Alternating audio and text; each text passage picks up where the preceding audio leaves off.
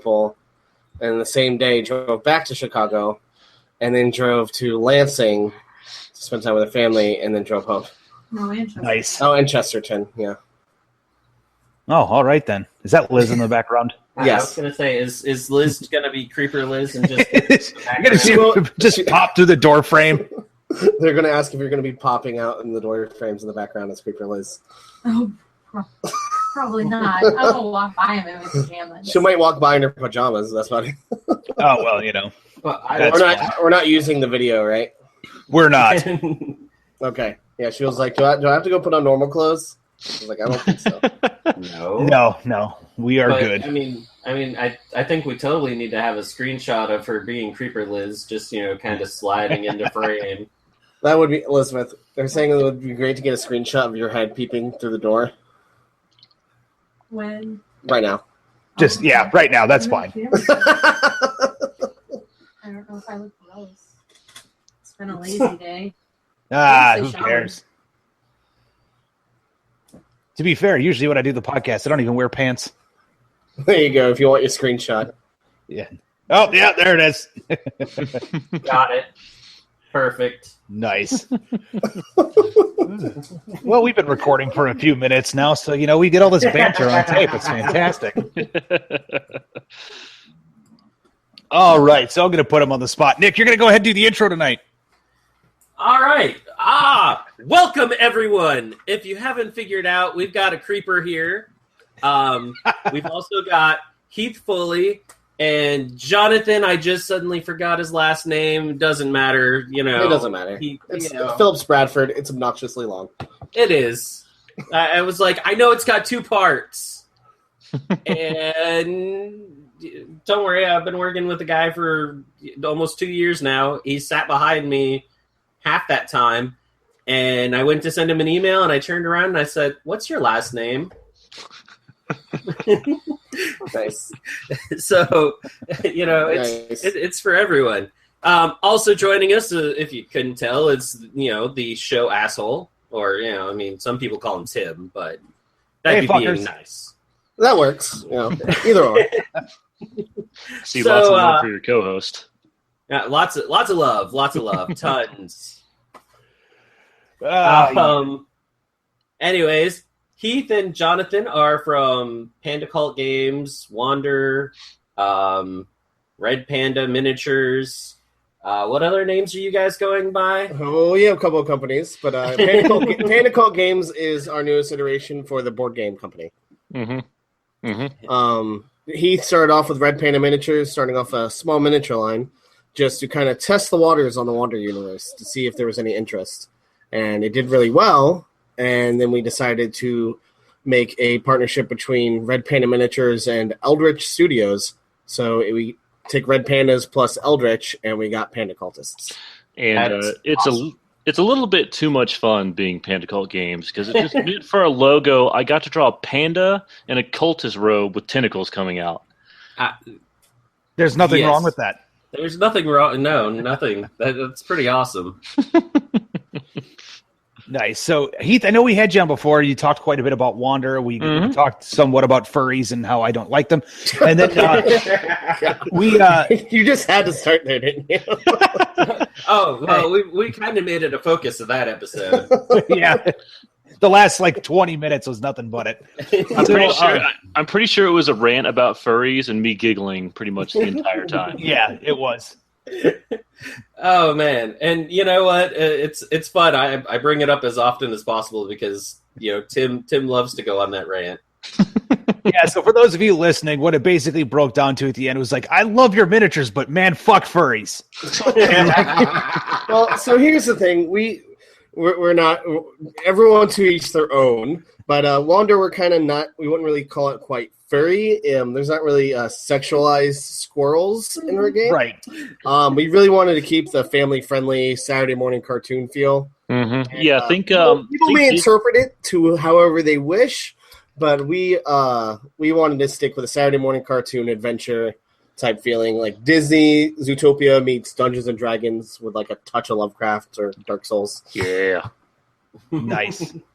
So do you say touch of Dark Souls? What do you mean by that? The dark grimness of it, because you're these cute little characters, but then all of a sudden you're fighting a rabbit with tentacle arms throwing spikes at you. Not to mention it's just that touch of creepy where it's still okay. It's not going to give your children nightmares, but you're still going to go, that's weird. Good touch or bad touch? It's a nice gentle pat on the head. Oh, okay. Bear sharks. Yes, the bear sharks have been a huge hit. God, bear sharks, the tentacle bunny zealots, the crab otter fishermen, and the fishback casters. Nice. Yeah. Nice. So you guys have been cracking along in this for quite a while now. Obviously, the first iteration of the miniatures was through the Red Panda miniatures, and then you guys decided to take it into board game form. So you guys were like one of the sleeper standout hits of Adepticon. It was nuts. We went into Adepticon going like, all right, it's our first time showing off the game. People might not like it. Let's get prepared for, some rough feedback. And it just blew up. It was insane. We went in there with realistic expectations of, some people are going to like it. Some people are going to hate it. That's fine. To each their own. We just made this game that we wanted to make. And we got there and, oh, God, we got basically... we had an expectation of an entire convention's worth of good vibes that we got on Thursday while we were there.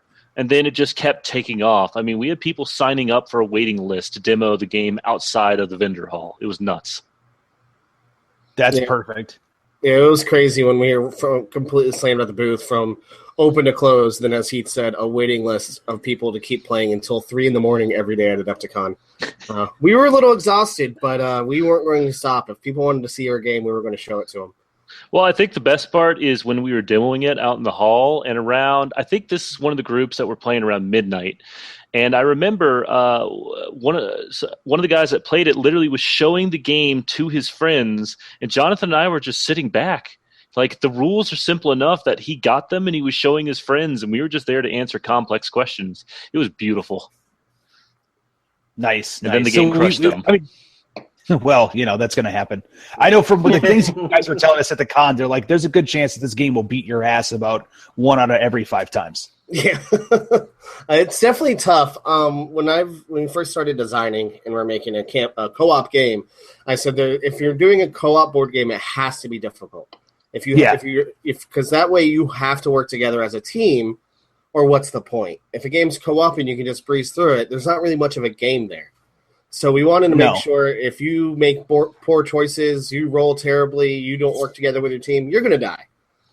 But if you guys play smart and work together, you guys should be able to make it through. Mm-hmm. I guess I should probably tell people what the game is for those who don't know. Probably be helpful. Nah, that's Let's figure it out as we gush about it. I mean, I guess I can go through the little demo spiel. Do it. So, Wander, the Cult of Barnacle Bay. Barnacle Bay was a once peaceful fisherman's village until the evil cult leader Elder Bane took over the town. He's used his dark magic to corrupt the inhabitants of the city. So the once loyal otter fishermen have become crab-armed, crazed otter grunts. The local monks of the church have become tentacle bunny zealots, throwing spikes at us with their tentacles. We've got the loyal bear guards have become berserking bear sharks. And the cultists following Elder Bane have become fishback casters. It's a co-op dungeon crawl for 1 to 5 players, and you work together playing as members of the Wanderers Guild. And you must work together to take down Elder Bane and save Barnacle Bay. Nice. Yay! And he has said that so many times that he didn't even have to use a cue card to get it out. I was feeling like Actually, even as he said it, he was kind of looking around. He was kind of looking like he was bored. He's like, "Yep, I'm saying this for the millionth time." Yeah. So I have a feeling like everything you just said is pretty much going to be right on the back of the box. Yes. Yeah. Pretty close. Pretty close. I've written it on Excel sheets, Awesome. So you guys have been developing this for a while now, and it's surprising because a lot of people, when they think of the board game design that you guys are doing, like the first company they think of, you guys are doing high-end miniatures, lots of components. The first thing they think of is Cool Mini or Not. And, Jonathan, you know this from you and I being at Cool Mini or Not. When people think Cool Mini or Not, they think like it's a whole team of people and Yeah. it's literally just you two. It's been kind of nuts. It's just the experience from working at Cool Mini for as long as I did, for 5.5 years. Being like when I first started, there was only 10 of us in the office, and you can attest to this well, Tim, that even though it's a big company, a lot of us wore a lot of hats. Yes. We got to see the design process of the games from beginning to end. A lot of times they were pulling me into the office to go over, checking out, like, because they knew I played a ton of games, so they kind of started using me as a litmus test, if you will, of the way things were received. And it was really interesting. We kind of all learned through osmosis the design process, the do's and don'ts when making a game, why these type of rules don't work and why these type of rules do work. And it's just, I learned a lot being there, and I kind of saw how the sausage got made, if you would. And taking that experience, and I know Heath has been doing art forever, and we've kind of both been working in the industry for a long time. I was like, you know what? Let's try this ourselves. Why not? Yeah, let's shoot for it. Might as well. And it really helped in the early process because I've been doing art for games for a long time, but I wasn't really having too many opportunity to play games. And then Jonathan was like, hey, we're playing a new game every weekend. Deal with it.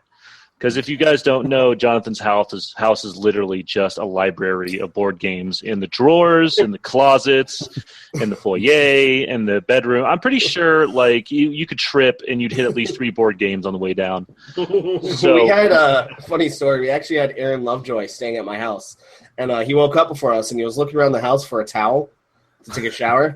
And I got up, he was like, every room in your house is fucking board game or miniatures. He was like, I'm surprised they're not in the refrigerator. He was like, I just wanted to take a shower. He was like, I was about to dry off with your board games. Just kidding. Nice. You got a little Monopoly money on you. You weren't supposed to use that to dry off. Come on. I hate Monopoly. You can take the Monopoly money. But it's family fun. Yeah. Hey, you guys want to end tonight in a fight? Cool, let's play Monopoly. Hey, you guys want to? It's instead of it being a family friendly game, it's like a family ending game. Yeah. So, since you've already mentioned that this should be a family fun game, let's talk a little bit more about it. So, Heath, you designed a lot of these original characters, and you kind of had the original world in mind. Mm-hmm. So, this all started off from a project I did. I mean, all the Wonder characters, if you guys remember me talking about them last time, it all started off a concept I had about 10 to 12 years ago when I was in college. Just sketching out characters, having some fun, and I had to do a concept art project. Well, lo and behold, the very first iterations of Roland and Kira and Tank and all those guys finally kind of came forth, but they were all humanoid. But I didn't really end up doing much with them, but I always loved the idea of building this fantasy world up. Well, after finally getting in the industry about 7 years ago or so, I realized that, oh my God, like there could be a really good possibility of turning this into something. So I think I was in a lull between some freelance jobs and had some spare time. So I finally was like, well, screw it. I'm going to just draw these characters up one more time, see what I can come up with. So they kind of took that anthropomorphic, family-friendly feel. I think I had Zootopia on the brain when I was actually sketching them out and was having a lot of fun. The second I shared those designs, everyone was like, oh my God, what are you doing with these? What are you doing? What are you doing with these? Are these part of a game? Are these minis? What are they? And I was like, okay, I guess let's do something with them. So when it came down to it, and Jonathan and I started developing the board game, I remember the first thought was like, this world, I want it to have dark tones and I want it to be kind of grim, but I don't want it to be, an animal's ripping another animal's throat out. It's a little too much with the cartoony style that I set up with it. However fun it would be to watch a kid's horrified face as one of their favorite characters gets ripped in half. It would be a little bit too much. Actually, in the early stages, I had to I like to think that our development is I'm Disney and Jonathan's Dark Souls. So I'm trying to make sure that everything's kind of like fun and colorful, and Jonathan is also very good at that as well. But every now and then he'd be like, what if we had a rat character whose face split apart into 4 pieces and then his throat shot needles at you? And I was like, dude, I was watching a little too much Stranger Things, and I wanted a rat with a Demogorgon face. Well, dude, we were. I'm just feeling a bunch of happy tree friends going on here. Yeah, that's exactly what I was thinking. It's like some happy tree friends is what this game is. Oh God, I forgot about that thing. I'm having like horrifying memories now. But the setting's dark, but there's a lot of events that are very tongue in cheek. Lots of very bad puns. Oh God, horrible puns. We have one that's called "What are you doing?" and "Get Otter here," and a bunch of corny stuff like that. We have a weapon that is literally the frying pan of doom. Mm-hmm. So, but then there's also like super epic, traditional fantasy weapons as well. So it goes back and forth. We wanted to have fun in puns, but we didn't want to go as far as like Munchkin, right? Right. It's sounding like you just, broke open the dad joke book. Yes. Yes, definitely. I think Heath has said it best that he kind of wanted the tone of like Avatar: The Last Airbender. Yeah. That show does such a beautiful job of character building and balancing that kind of grave darkness of the world with the kind of lightheartedness of a Nickelodeon cartoon. I remember being like, I love the show. I love every part of it. And then when we started developing the world, I was like, okay, that's the tone I want to set. Is you and your group of like adventurer friends are going out and you're going to try and take on this ultimate evil, but you're going to have some fun along the way. It's like Avatar's cute, but the kid got his face burned by his father's disapproval. I'm like, that's pretty dark. There's blood bending. Yeah. Full moon, they like control people like zombies. It's creepy. Like tanks and amputee war veteran. So, yep. Yes. Right.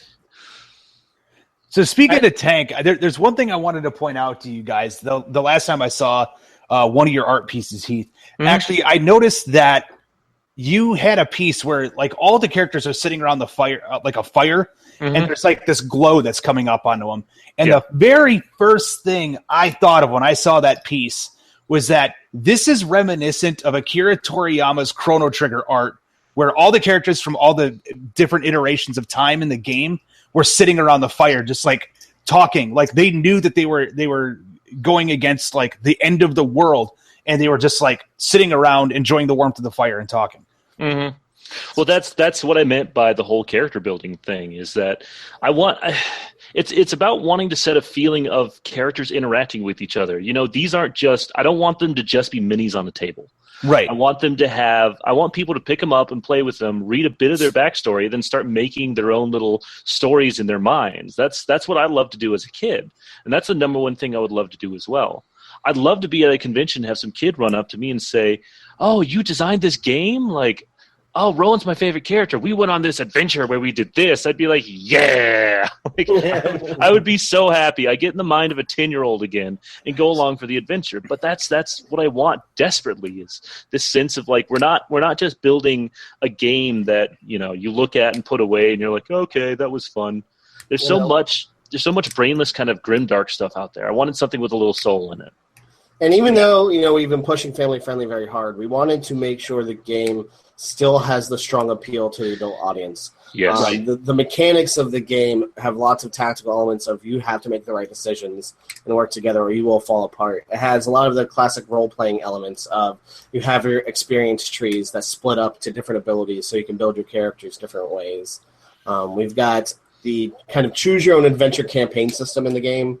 I believe that there's 22 scenarios in the core box that allows you to do your own path to get to the end boss. Mm-hmm. So you can play the full campaign 3 times before you've played all the scenarios, which is even though it's family friendly, we still really wanted to push to have that depth of the game.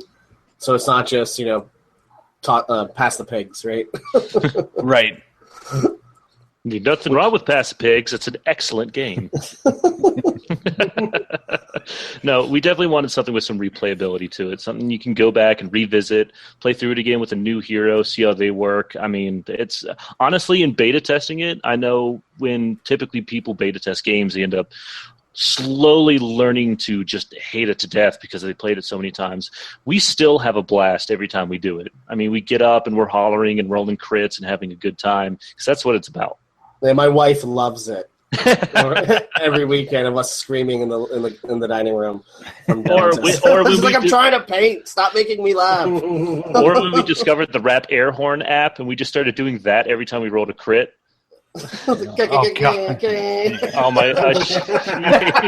She hated us so much that week.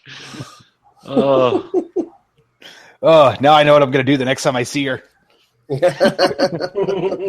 just scream! You rolled a critical, and then just keep hitting it. Well, I don't have the rap air horn. I was about to pull up the rap air horn, but I just realized I got my phone reset. I don't have it on my phone anymore. Oh, It's terrible. God, I'm depressed now. See, now I just want to. So I hate to say this, like going off tangent here, but like I just want to troll Elizabeth at this point. That's what you're like. So, when do you guys plan on having kids?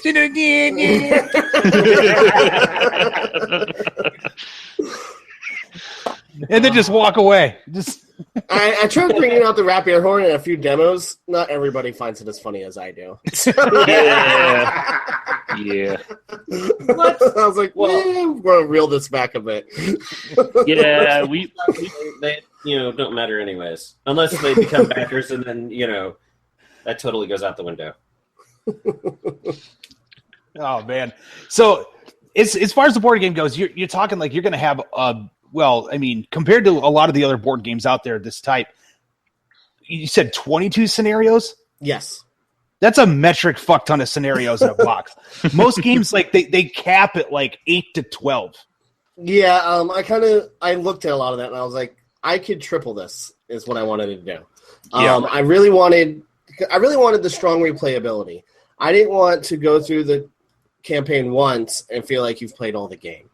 I wanted to be sure that when you take a different path, the game will have different things that happen.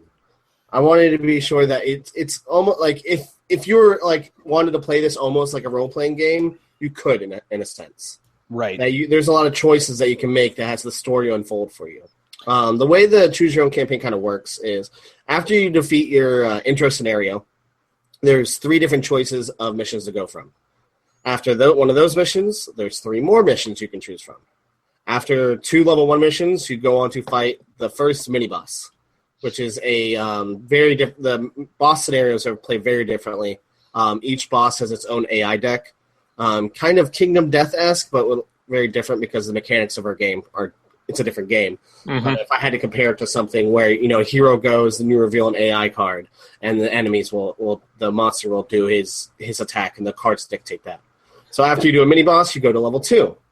After level 2, you have a whole new deck of items, and you have 3 choices of scenarios, and then 3 more choices of scenarios, then a level 2 boss, and then level 3, 3 choices, and the end boss. All right, cool. So, I mean, there's quite a bit in there. So when you're talking about the AI deck, like similar to Kingdom Death, what have you guys changed for those that have played Kingdom Death? Like what makes yours a little different on that?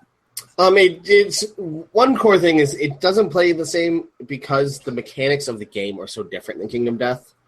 So you never roll in our game. You never roll for enemy attacks ever. Okay. I've always, when a co-op game, I've always felt when I'm rolling against my friends in a co-op, it kind of breaks the immersion of us working together. Right. It's that moment where you roll dice, like, oh, sorry, I didn't mean to roll that. It just isn't as fun to me. So all damage is automatic from enemies in this game. So you are just rolling your dice, your attack, your defense. But for example, we have the first mini boss we planned is Krex. He's a crocodile lobster hybrid. He's a big brute, and he'll suddenly charge the person with the highest amount of HP. And then his next attack, he targets the person with the highest experience points. And the next attack, he targets someone with the lowest on the initiative system. And it constantly keeps who his target is. You never know what's going to happen next. It's hard to position yourself to strategize, oh, well, Tank's the beefiest guy. Let's just put him right in front. That may not always work for you. If there's a tie, for who's the lowest HP, it will go to Tank. But you can't always work completely to your advantage. Right.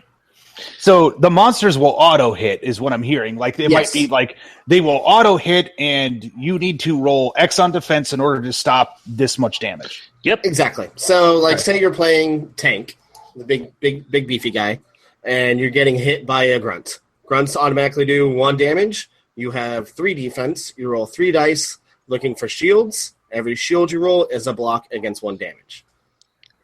So another thing is, instead of rolling against multiple attacks at once, we wanted to make sure the game was very fast-paced. So if you have 3 grunts attacking you, you're not rolling 3 defense rolls. You're rolling 1 defense roll against all 3 incoming damage, which also makes the game a little bit more challenging. So instead of blocking 1 damage 3 times, you have to block 3 damage once. Right. Yeah, and it's you versus the game. It's not a player actually controlling it like a DM. It's truly the sense of co-op, because we wanted players to really unify together against the game, because it's beautiful, because the game is heartless. The game will beat you down. It will put you through the ringer, and honestly, if you defeat it, the sense of satisfaction is overwhelming. Nice. The game does not need human assistance to beat you. No, it does not.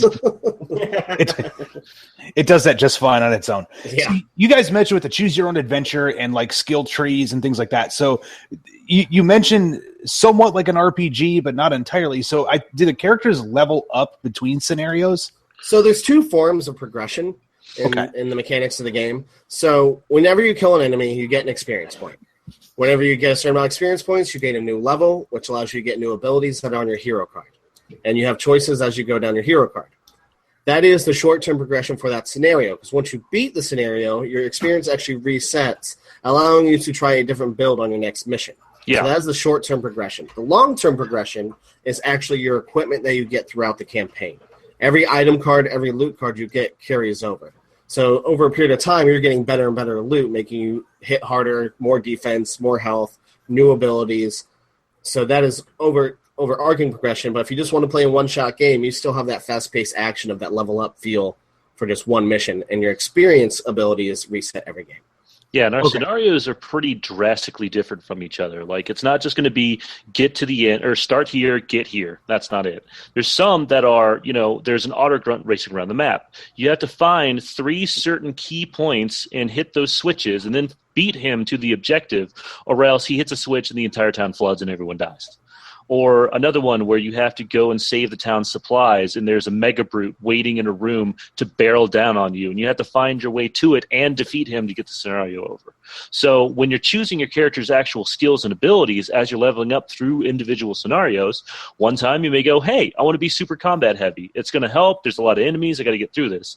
Another time it may be more of a timed mission, or more of a mission where you've got to get to an objective fast, and you'll go, all right, well, last time I went aggressive, this time I'm going to go defensive because I'm going to be taking some hits. So it varies up the gameplay from scenario to scenario, because we wanted that to be really interesting. Another thing is for replayability is we have over 75 unique item cards. Mm-hmm. Oh, wow. Every piece of loot, there's no duplicates. Every time you get a new piece of loot, it's a new piece of loot. The event system we have in the game is favorite part of the game is so when you're going through Barnacle Bay, you're going to have to flip over darkness tokens. The darkness or tiles, I should say, not tokens. The darkness represents the dark magic that Elder Brain's shrouding the city in, and you have to go enter them, these tiles, these spaces that could either be good or bad. You don't know until you enter. When you enter, it can be treasure or it can be an event. Events create what I like to call those water cooler moments. That when you tell stories about what happened last session, or when you're talking about the last time you and your friends played D&D and that crazy story that happened. One example of our events is the Lady of the Puddle. The card states that you find a magical puddle with a siren looking back at you. What do? Each hero has a knowledge stat. So you roll your dice to dictate how smart your character is going to be. Some of our characters are pretty stupid, like Roland. He's not the brightest. If you roll poorly, it states you try to attack the puddle. It turns into a geyser of water and launches you into the air. You lose one HP and you're knocked down. But if you rolled well, it says you tried to communicate with the siren. She was pleased. Gain 1 loot card. There's over 50 events, or I think we're going for no, I shouldn't say over. There are 50 events in the core game, so you can go through the whole campaign and never see the same event twice. Mm-hmm. Making everything a unique experience when you play. And so, you saw the Lady of the Puddle again. Next time you're like, oh, look, it's the Lady of the Puddle again.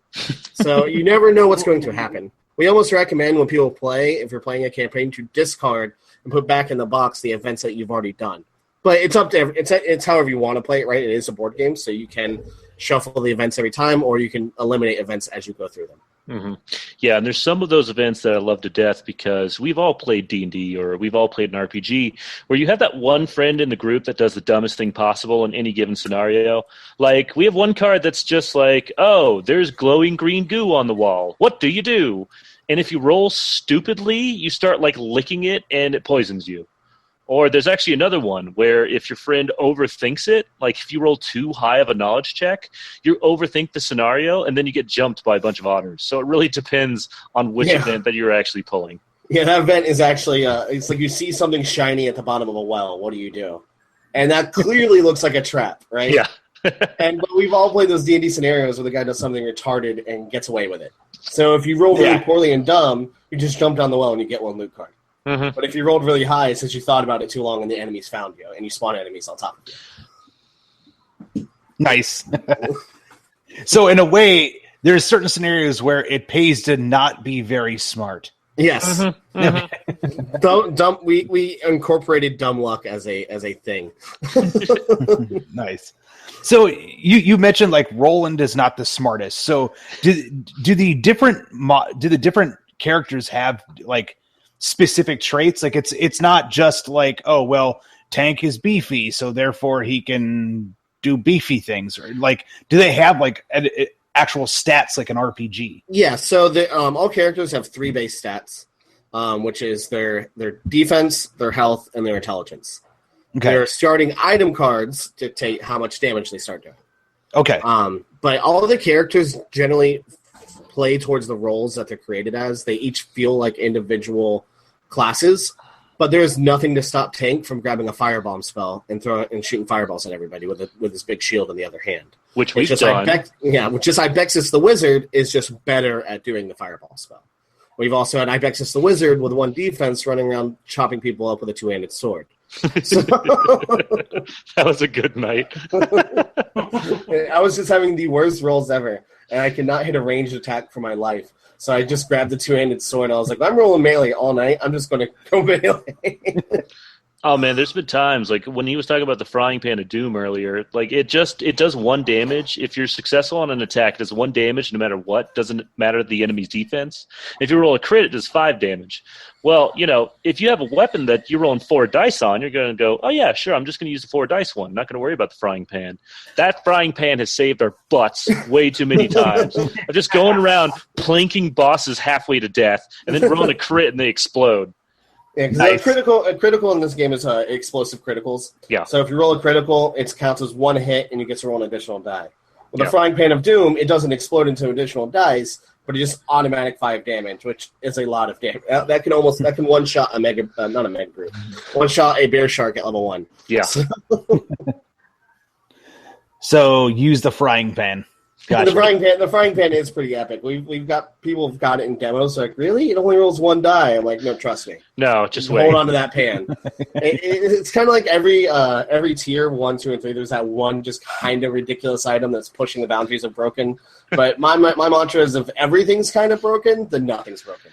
And everything has these levels of extreme because it seems kind of broken, but it also is just 1 die. So your odds are just normally doing 1 damage a turn, which is not a lot, but you could be if you're the type that likes to roll really poorly all the time, your 4 dice isn't going to help you much compared to your 1 die that's almost more successful. Yeah, and players will discover pretty freaking fast, even though if you have one character that's super OP, has some kind of weapon that's overpowered, they can take down an enemy in 1 hit.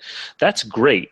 There's still a mob of enemies and 3 other teammates that are going to be taking hits. So the game balances out incredibly well under most circumstances.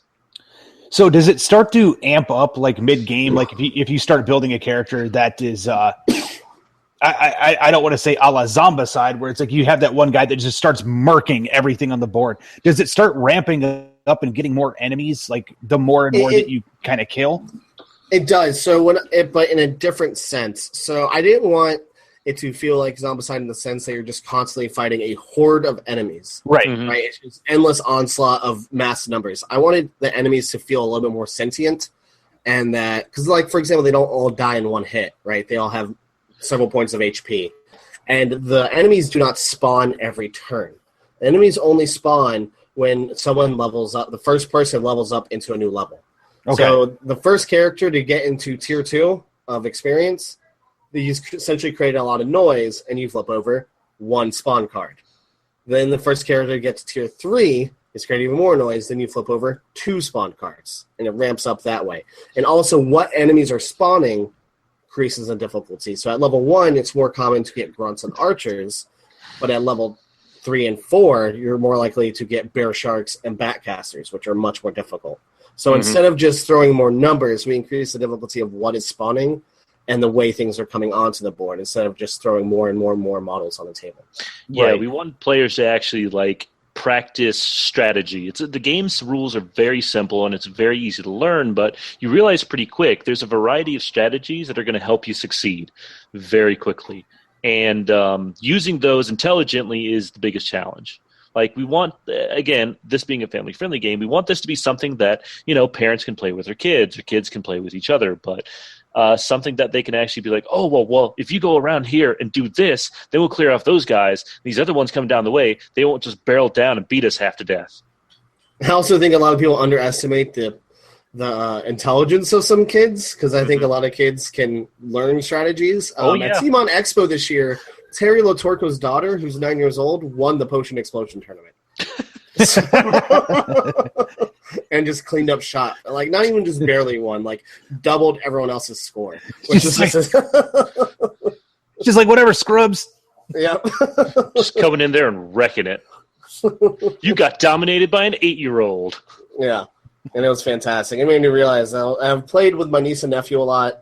I have one niece who's 8, and she can play the game pretty well, but I still kind of coach her through the game as we're playing. Hey, you should go over this way and attack that guy, right? But then my niece and nephew, who are 14, they get it. But they also play Dungeons and Dragons and stuff like that. Right. Which makes sense. So, I mean, as far as that goes, you guys are going definitely for more of your hardcore board gamers. I mean, because this is going to be a pretty hefty product. Even when it comes out, we're talking, it's probably going to have $100 retail tag. Yes. Mm-hmm. Yep. Yeah. So that's not a whim purchase, And then we realized it's going to be a $100 board game, and that's another reason we wanted to stress the replayability. We wanted to make sure you can play it multiple times. And big box dungeon crawls have always been my favorite thing. I love them so much, but there's never been the one exactly the way I wanted it. And now I finally have that. So hopefully. You just had to make it yourself, and now to get it funded on Kickstarter. So speaking of that, you guys have a Kickstarter that's going to be popping up for it soon, and I know Beasts of War have also mentioned the fact that you guys have a Kickstarter coming for it soon. Yeah, Beasts of War has been fantastic. Dawn has been sharing stuff almost once a month, and we can't appreciate the help of Reach. Heath and I have been saying we haven't lacked the know-how of this entire process or the talent. The main thing we're really lacking is the reach. Mm-hmm. Of helping more people knowing about our game, more people knowing about the Wander universe. It's just because we don't have a giant 1,000 people mailing list like a lot of the more established companies. This is our first foray of doing this on our own. We've all worked on it for other companies, and now we're doing it on our own dime. So our biggest stretch right now is just trying to get more and more people engaged and know what's going on. So being on Beasts of War has been a huge help.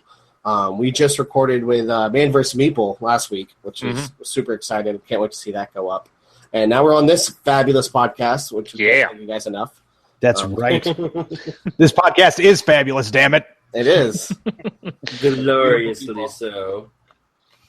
But our Kickstarter is going up as long as everything keeps going well, because we all know things can change. But as long as the plan is September 5th. Yeah, and we are a 2-man team. Well, I mean, we've also got Jonathan's lovely wife, Elizabeth Beckley, painting up miniatures for us. So we are 3 people. That's it, and it's not like it's. The main reason we're going to Kickstarter is because it is what Kickstarter is meant to do: is help some small fries who've got a big dream and a lot of talent really have a good shot at making something great with the help of a bunch of people in the industry. And we're hoping a lot of the potential backers out there realize that that's what we're gunning for, but we're not just some dream sob story. We have something to offer, something serious to offer, which is a kick-ass dungeon crawler. And we're not just showing off, because this is a podcast that can't see what we're talking about. It's not just paper and standees and stuff like that. We wanted to have an almost complete product to show to the world, the show that we're capable of making this.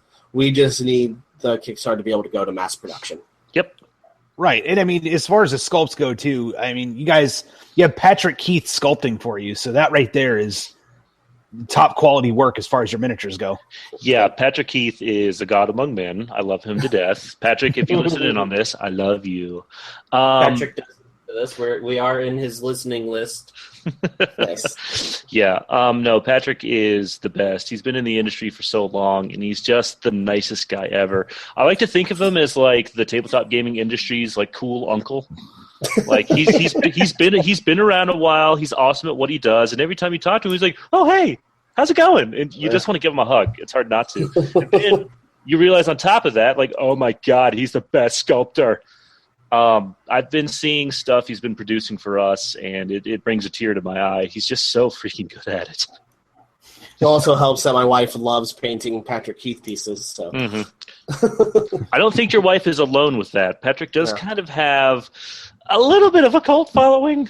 Just a little. Just a little bit. Yeah. Yeah.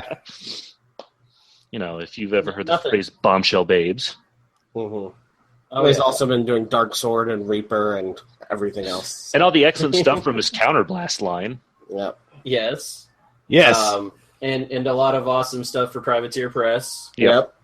Yeah. No, it's been fun getting to know Patrick Keith, in the last couple of years. Mm-hmm. Because, just like when I was first talking to him, and he's like, "Yeah, I've sculpted for Reaper." I went, "Oh, let's go see what it is." And it's like 30 pages of stuff. It's like sculpted a little bit for them. He's quite humble. Yeah, I know. He's like, yeah, I sculpted a few things, no big thing. And it's like, you got like half their freaking line. He's like, this is just this thing I do. It's okay. I was going to say, I've got something like 700 plus miniature designs out there with different companies. Patrick Keith puts that to shame with sculpting, which takes a week longer. I'm like, I'm never going to catch up because Patrick Keith is never going to quit. Wow. He's like a sculpting Terminator. Well, best part is he was showing pictures of him sculpting on 4th of July, and he was like, "This is what we do with our freedom." It was great. Awesome. So you guys are planning September 5th. Obviously, you guys are going to do just a standard 30-day campaign, backer kit. Again, like you, Jonathan, coming from the Cool Mini or Not background, like you're no dummy when it comes time to how to handle a Kickstarter. So you guys have to have some stuff that you're planning right now for stretch goals, additional campaign material, additional tiles and boards and all that. We have tons of heroes planned. Kickstarter exclusive hero right from the get-go is Gunbjorn, the polar bear Scald. Mm-hmm. Super excited about him. He's a big polar bear with a two-handed hammer that has the ability of either A, holding two-handed weapons in one hand each, or he can throw melee weapons at range and they keep coming back to him. Yeah. Nice. We have endless amount of heroes lined up, and if the Kickstarter goes really well, we have an add-on expansion planned, which is LeCluck's Revenge. LeCluck is a ghost pirate chicken lord with a drumstick peg leg, and she has come back to Barnacle Bay to take back the town that was originally founded by pirates. Mm-hmm. And then until the church took over the town and Fisher Village and stuff like that. So LeCluck shows up with her ghost pirate crew, which will be an add-on expansion, which is 3 extra double-sided tiles of pirate ship tiles. It has a whole new list of new enemies, all ghost-type enemies. Mechanics for ghost types is they'll be able to see through walls and move through walls, among many other things, because each different types we have. We have the monkey grunts, ghost pirate monkeys. We got pig gunners. We have albatross banshees. Mm-hmm. We need to roll back to the monkeys for a second. Yeah. Yes. Any of these pirate monkey grunts have blunderbusses? The answer Possibly? needs to be yes. Possibly. It just needs to be yes. Sure. Excellent. Let's give the monkey a gun and see what happens. Yeah. And then we also have the Rhino Brutes, which will have big cannons. So instead of the Bear Sharks, which are melee brutes, the Rhino Brutes have a big cannon that can hit you at range. Nice. And with a whole additional campaign to add Barnacle Bay add Cluck's Revenge into Barnacle Bay. Mm-hmm. Another fun idea that we're toying with. This is if the Kickstarter goes really well, right? We can't count our chickens before we hatch. Get it? But I'd like. Yeah. Dad puns just come off naturally after working on this game so much. Yeah, for real. Is we'd like to make a way, so say what Cluck's Revenge goes and the Kickstarter's still going, we're going to release hero version, quote unquote hero versions of Elder Bane and his crew. So you get Elder Bane, Bear Shark, Grunt, Batfish, all those as playable heroes, and you can go against Cluck and her crew. So it's enemy versus enemy campaign trying to fight over control of Barnacle Bay.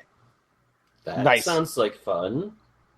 Because everybody always wants to play the bad guy every now and then. Oh my god, how many people have requested to play as the Bear Shark? Yeah, so we hope to make that a possibility. We can't promise that yet. We'll just have to see how the Kickstarter goes. I didn't request to play as a Bear Shark. I just said I was going to take the damn thing. Luckily, we have not gotten any Bear Sharks stolen yet. So honestly, if one goes missing, I know you don't live that far away, Tim. So. I was going to say, Tim's just going to hold up a Bear Shark and be like, what's that about a missing Bear Shark? It's been a fantastic experience working on this, going to all the shows, showing to everybody. I think one of my favorite, most part, not to toot my own horn, but one part that just made me super proud of what we worked on is we were showing off the game at Origins, and I was showing off to Jonathan Ying, who is one of the head designers for Imperial Salt, which is a dungeon crawler that I love. And he looked at me and goes, I think you may have made one of my favorite dungeon crawlers. And that just meant the world to me. Yeah. Just from someone that I look up to as a game design, complimenting my roles and the way the game plays just felt fantastic. Mm-hmm. Okay, so I got to ask because I know you well enough. After he said everything and went goodbye, did you go over hug Heath? Did you go over hug Heath and then start crying on his shoulder? A little bit. I was like, "Wait, Daddy!" Okay, yeah. See, I knew I was going to. Oh my god, I got the feels. We got to relax. I made a good thing. Every now and then we have to kind of troll each other just to keep our emotions in check. Oh, I'm like, God. Keith, I think the game's working, but I think we just need to reskin it. You know, the art's just not fitting what I think we're. Yeah, we were at Adepticon getting rave reviews, and somebody came over and said, "You guys have the game of the show," and walked off. And Jonathan and I looked at each other and got a little teary-eyed, and then we both were like, "No, the rules for this game suck. It's terrible." He's like, "The art's horrible," and I'm like, "Thanks, bro. I needed that." That was us. Yeah. Yeah, I think you may have been one of the few. You guys have the game of the show. I'm like, fuck you. Go.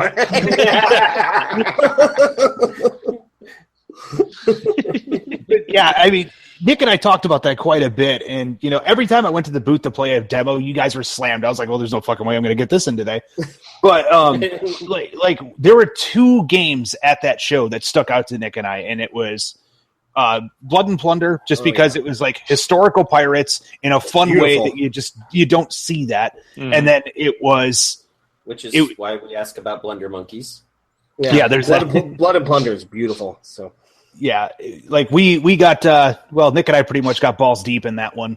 I'm not even afraid to admit it, but so we've been getting involved heavily with that one, but then the other one was Barnacle Bay. Just everything about it, everything we were seeing. You guys were constantly demoing. You were constantly packed. I couldn't get in the booth to see you until Sunday as you're getting packed up. I don't even think you guys had much for miniatures left at that point because you guys were selling the singles. Yeah, it was quite impressive that a lot of miniatures were being sold for a game that doesn't exist yet.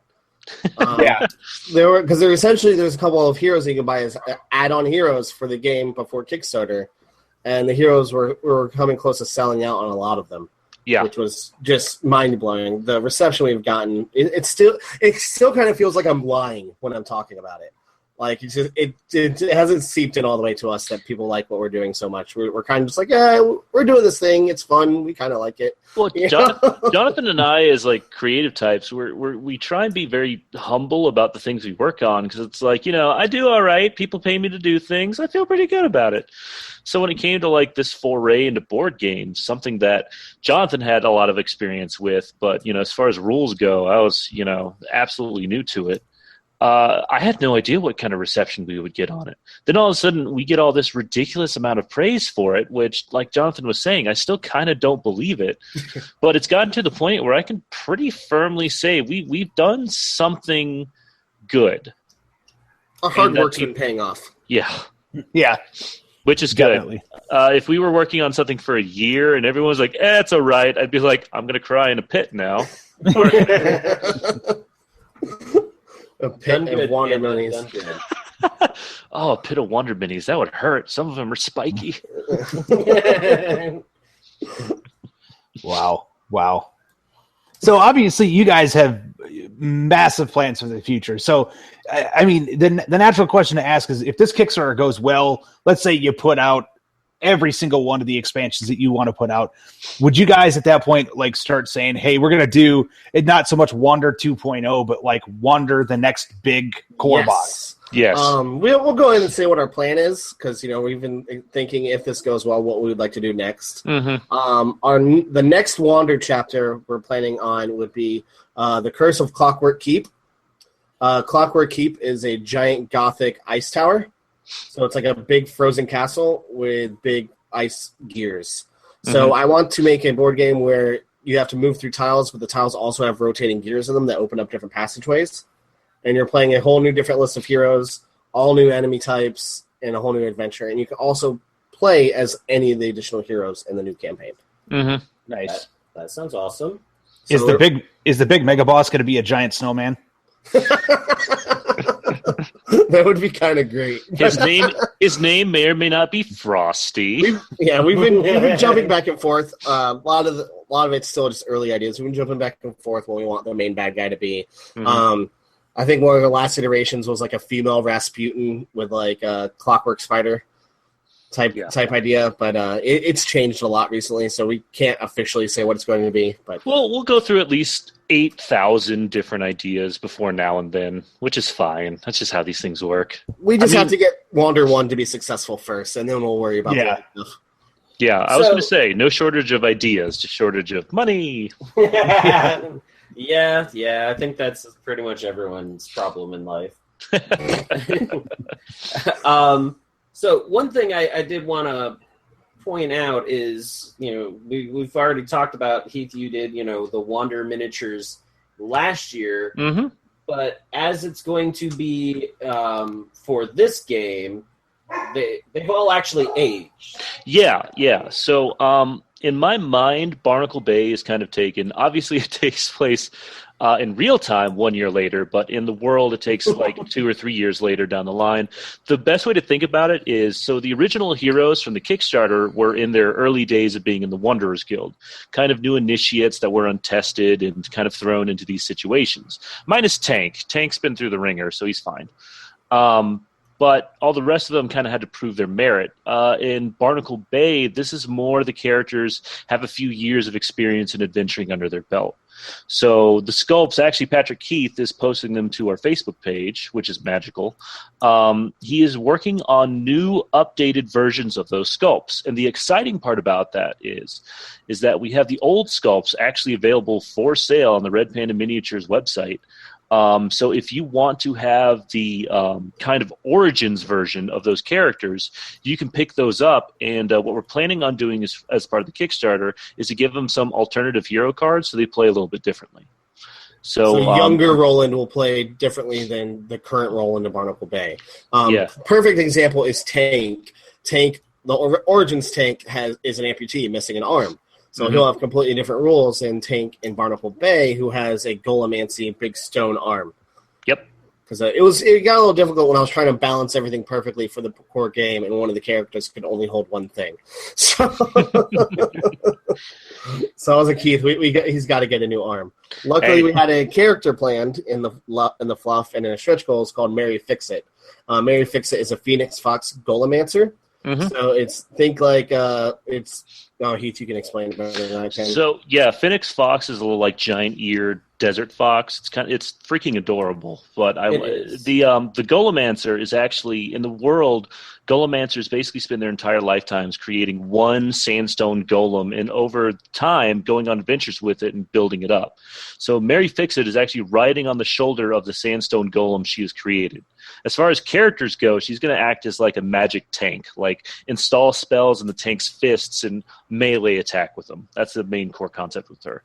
But she is also a talented engineer who knows golem craft. So literally, she is friends as a fellow wanderer with Tank, so she ends up kind of making this machination of a new arm for him. Tank never needed the new arm. He was fine as he was, but it doesn't hurt to have that if you want to smash things with a hammer. Who doesn't want a giant Hellboy arm? Who doesn't want a Hellboy arm? Who doesn't? Yeah, exactly. I want one right now. So the funny part is a week or 2 weeks ago, I was listening to this audiobook. Been doing a lot of that lately. Drive an hour into Atlanta every day. I know that feeling. And at one point in the book I was listening to, the main character who had this shield he made himself and all that gets his weapon arm cut off, like his hand. So he's walking around and I'm like, oh, they made Tank! Holy shit, it's Tank!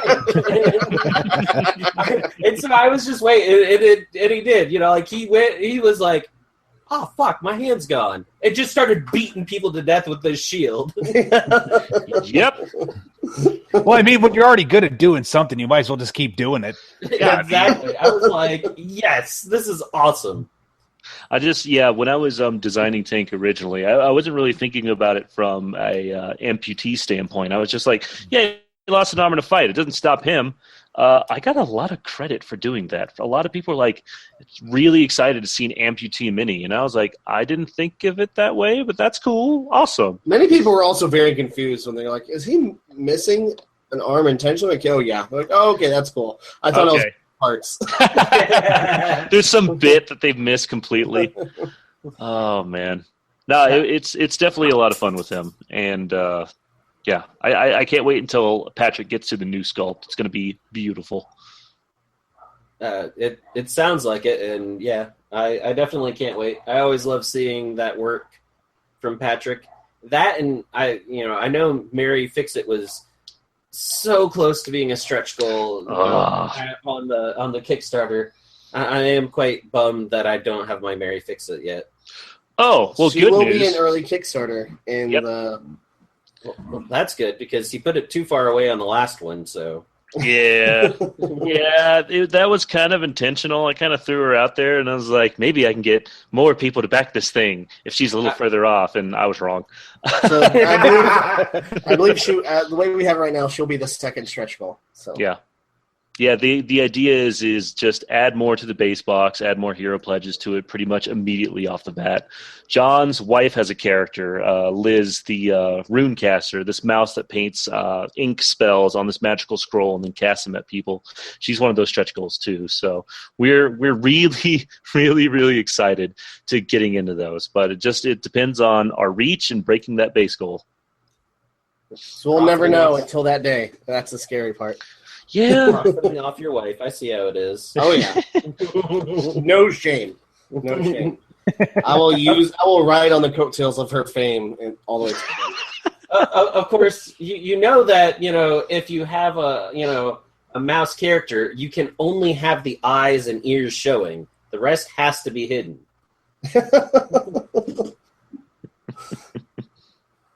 Maybe a whisker. Yeah. She's not hooded, but that is a good idea because we have one mouse doesn't mean we can't have another. Man, having a Creeper Liz mini would be pretty amazing. But no, Creeper Liz Mouseling. Oh my god, we could make that happen. Sadly, That's gotta happen in the rule book somewhere. I was going to say, is it just going to be like half a mini, so it's always, no matter what, peeking around a corner? Yeah. There's just a bear shark. You just see this mini like, hey. I'm pretty sure Heath's already doing up sketches of creeper mouseling. Oh, I guarantee you there's going to be space in this book for some little illustrations, and I'm going to sneak in whatever the hell I can. I actually thought about putting Creeper Mouse Liz on the cover of the game. Like hiding it in the background somewhere? I mean, that's what you got to do. You know, you guys mentioned Darren Lovejoy. He hides stuff on his stuff all the time. Yeah, exactly. Yeah. Stuff. That's a great way to put it. I don't think we're going to put that in the game. Yeah, that would definitely kind of betray the whole core aspect of the thing. Some kids like, Mom, what's this? And we're like, just it's magic. Just roll with it. It's a mushroom. Don't worry about it. Yeah.